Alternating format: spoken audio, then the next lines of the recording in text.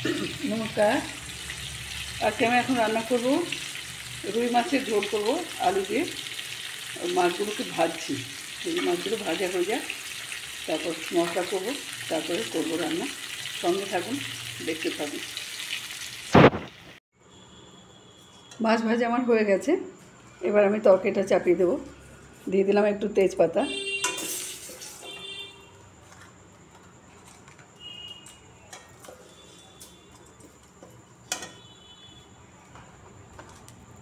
দেবো একটু জিরে,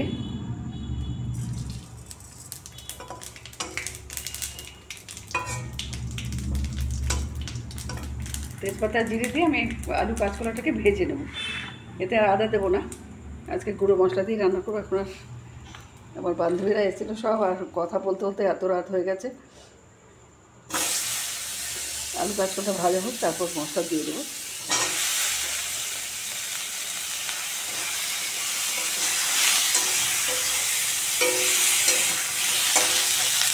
মাছ ভেজে রেখেছি।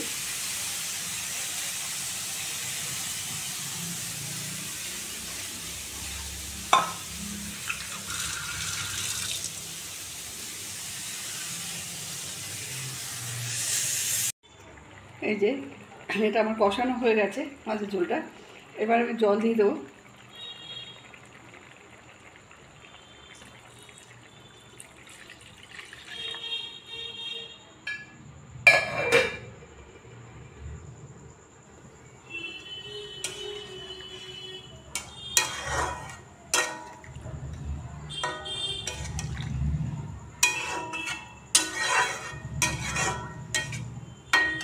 জল দিয়ে দিলাম, দিয়ে এবার মাছ দিয়ে দেবো।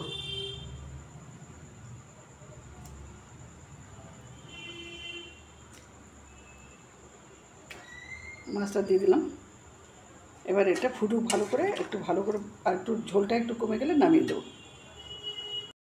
এই যে মাছের ঝোল আমার হয়ে গেছে, একদম সোজা হালকা একদম করে নিলাম। আলু কাঁচকলা দিয়ে, জিরে ফোড়ন দিয়ে, আর একটু কাঁচা লঙ্কা, অল্প একটু লঙ্কা বাটা দিয়ে করে নিলাম, আর জিরের গুঁড়ো।